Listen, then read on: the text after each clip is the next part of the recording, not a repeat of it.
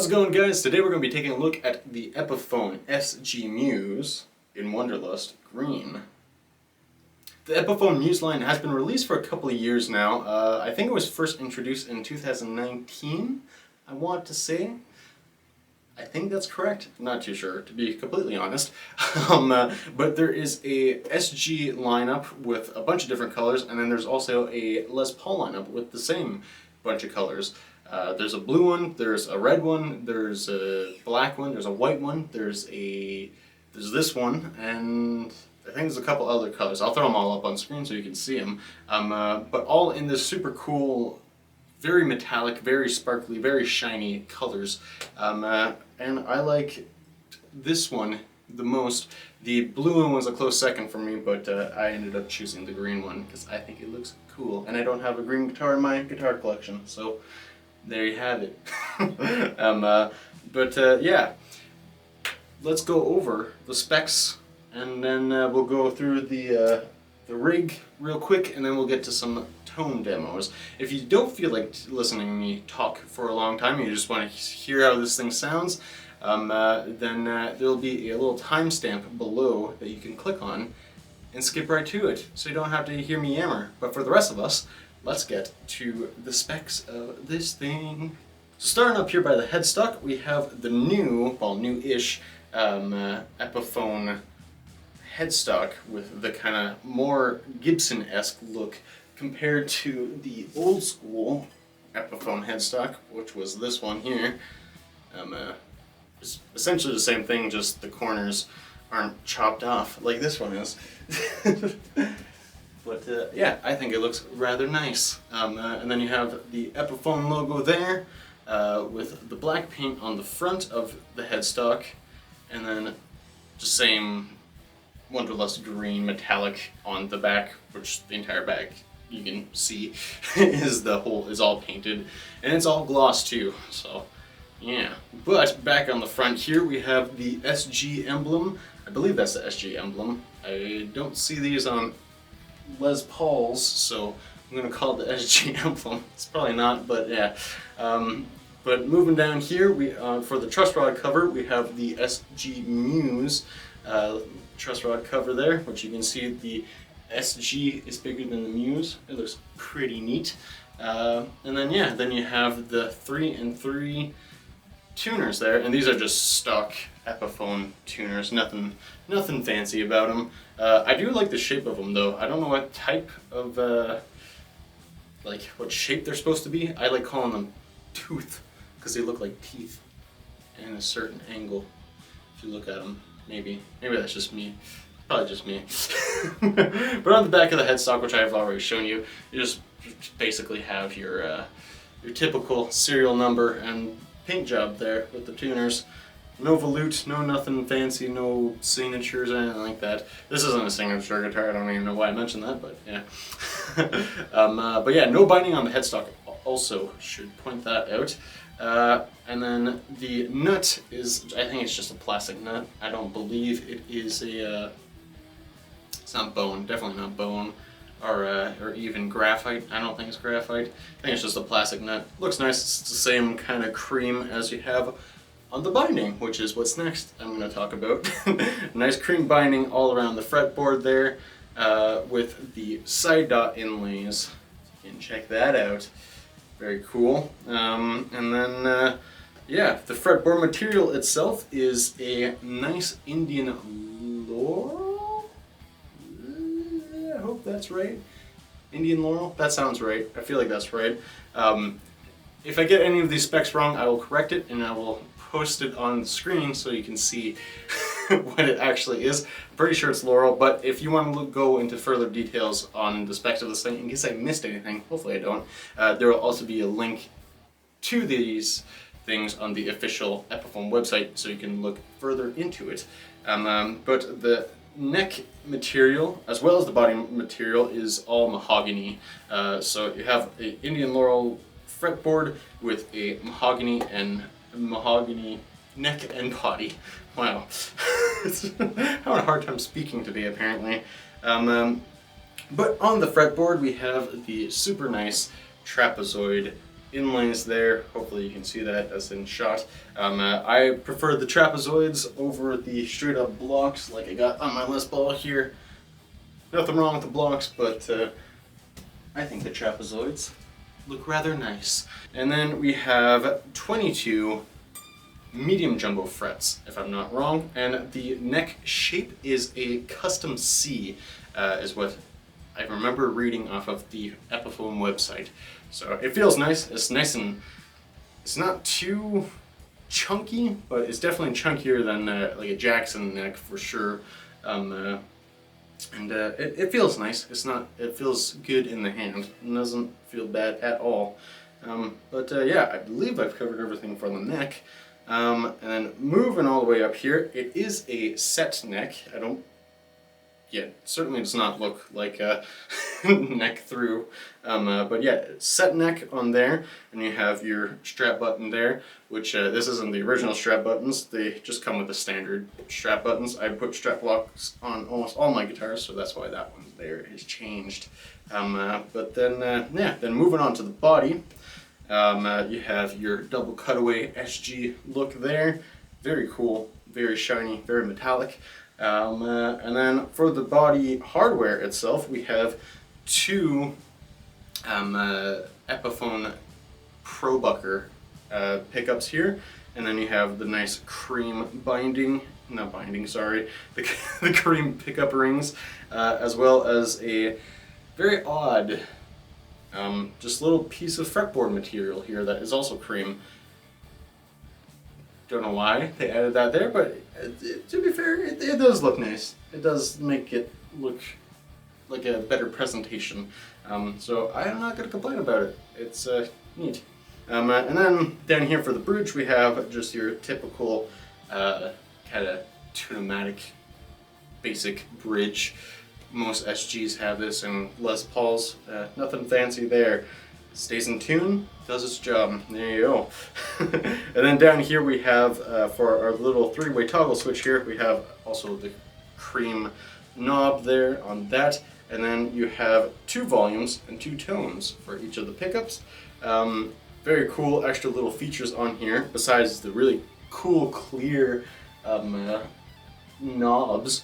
We have a single coil split for the bridge pickup as well as the neck pickup, and on top of that, on the neck pickup's tone knob here, you also have a push-pull little thing there, and what that does is when you're in the middle position, so both of the pickups at once, you have the ability to flip the phase. It's a phase switch. Once we get to the tone demos, it'll be easier to understand what it does, but I think it phases them together or switches the polarity or something like that. I'm not too sure how it works, to be completely honest. I apologize I can't explain that to you further, but yeah. And it doesn't matter, you can have them both in humbucker, or one in single coil, one in humbucker, vice versa, or both in single coil, and I'll always switch the phase as long as you're in the middle position using both of the pickups at once. So pretty neato. But other than that, I think that's pretty much everything, except for the back of the body, which is completely bare, except for the little cavity here, which is just another nice little cream plate there. One extra feature on this thing that sold me that this, rather than any other Epiphone or Gibson SG, is the fact that the input jack isn't on the top, like most of them are. It is right here, where, in my opinion, is where it should be, because it's out of the way, and it just looks way more aesthetically pleasing to the eye, in my opinion, again. But yeah, that is pretty much what sold me this guitar, rather than getting just a classic Epiphone SG, because I was always looking at they have one where it's like the bigger pick guard with the black and it's all white. I really wanted that one, but what got me to get into the Muse line is the more modern aesthetic of having the input jack there, so it's not sticking out the top. I will say this, for anybody who's going to be standing with this guitar, it does have some pretty heavy neck dive on it. So you might want to get yourself a nice heavy strap or a nice leather strap that will stick to your shoulder so it doesn't do that as much. But yeah, it does have a bit of that kind of issue. But anyways, I think that's just about everything of this guitar. So let's move on to the single chain for the tones we're about to get. Okay, so for the single chain, we're going to go from the Epiphone SG Muse into my Boss Super Overdrive, going straight into the front of the PV 6505 mini head. We're going to start off with a clean channel on this thing, and then once we get all the clean tones out of the way, we'll go onto the lead channel. And that there is going into my orange 112 with a Celestion V30, and that is being picked up by a Shure PG56 and a Shure SV100 going into my board and then into Studio One. So yeah, let's get into some tunes.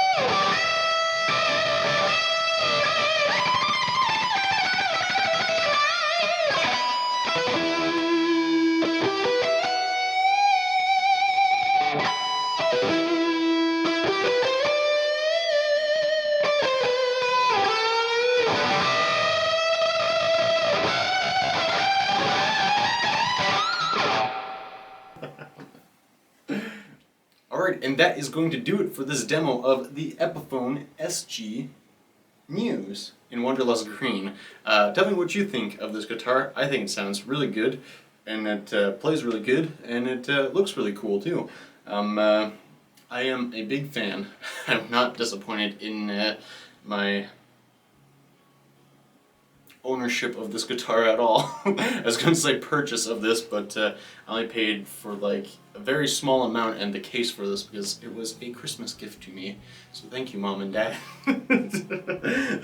Supporting your nearly 23-year-old son with his music career. Anyways, everybody, thank you so much for watching. I really appreciate it. And yeah, I hope you enjoyed the video, and I hope you go try one of these out for yourself because they're rather cool.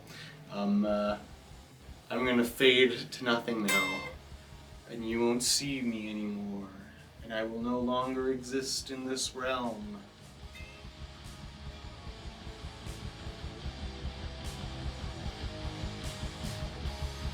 See ya, everybody!